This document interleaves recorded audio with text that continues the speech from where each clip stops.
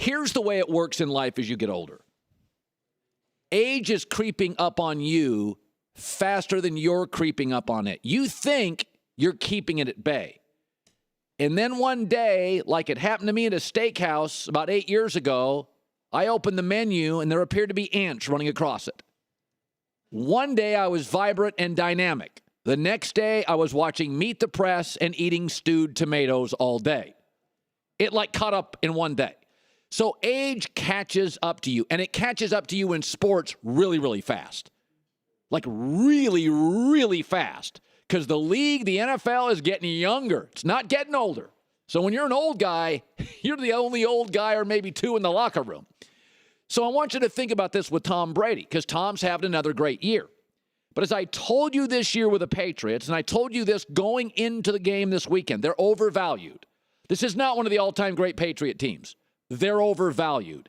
It was one of those strange years due to the schedule and injuries. They faced one good quarterback all year, Russell Wilson, and he carved him up in Foxborough. Remember that?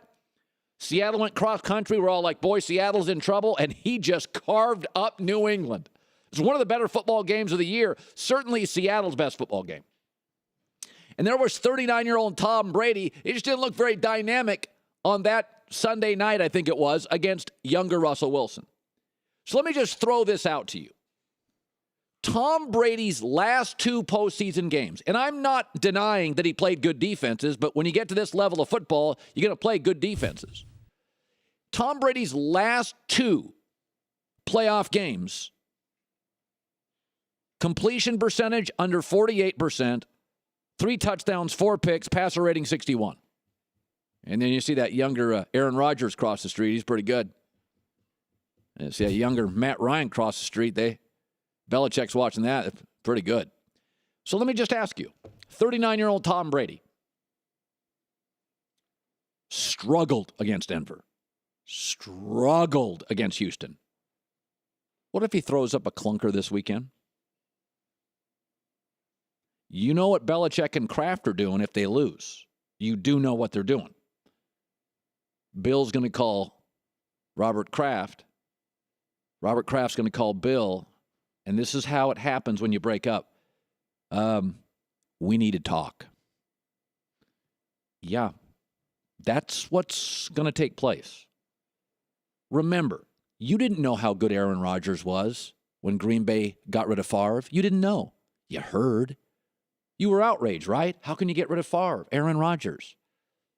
When you got rid of Joe Montana and Steve Young, you didn't know. You thought Steve Young was good, but did you know he'd be that good as the franchise guy?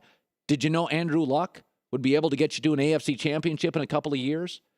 In the world we live in today, where college football gives you one quarterback a year, Jimmy Garoppolo's as good as you can do as a backup in this league. Because you either get an old guy like Romo who's expensive and beat up, or a young kid you have no idea about. With Garoppolo, you've seen him start. You've seen him win. He's not a baby. He's been around. That's as good as you can do as a backup. That's as certain as you can be outside of an Andrew Luck, and there's not one available. In the world we live in today, if you've got an old Brady, an old Favre, as good as you can do is Aaron Rodgers, sitting on the bench, out of Cal, good college quarterback, looked really good in practice and the few exhibition games. That's as good as it is. This idea that we knew Aaron Rodgers was going to be this good, that we knew Andrew Luck was going to be, we didn't. Garoppolo's as good as you can get. He's not a baby. He's been in the system. He's not super expensive. He's won games. He's played about 30, moments, preseason, regular season. That's as good as you can get. All I'm telling you is if Brady throws up a clunker, it will be his third straight postseason clunker. And Garoppolo is as good as football gives you as a known quantity at backup. You're either getting Romo, who max has a year left, or you're getting somebody you don't know anything about out of college, and you're praying that he's good. So I'm just telling you, I know it's a hypothetical, but if you look at Brady's last two starts, Bill Belichick has never given us one moment that we think he deeply cares about his players. They're retail, baby. He gets rid of you a year early, not a year late. And if you think he's going to get held hostage by a situation, it's not going to happen. I mean, I would argue that Chandler Jones and Jamie Collins, their moves have hurt the defense, which I think this year is I don't care what the stats say. New England's defense way overvalued. It's not an elite defense. It's an elite statistical defense. Average pass rush. They don't take the ball away. So I'm just going to throw that out there. The end comes very quickly in pro sports. Brett Favre was still humming it in Green Bay. You just can't be paralyzed that Tom is going to go somewhere like a Houston with Bill O'Brien, and he's going to succeed for a couple years. He won't dominate, but he'll win. Peyton Manning won. Brett Favre won. Joe Montana won. Brady would win for a couple years. Don't get paralyzed by it. Just like I say, if you get a divorce, come to terms, she's going to marry another guy. He may be a bigger hunk, make more money, and more popular. But if you love somebody, you're all in on Garoppolo, you're all in on your new wife or your new husband. You can't be paralyzed. They're going to have success beyond you.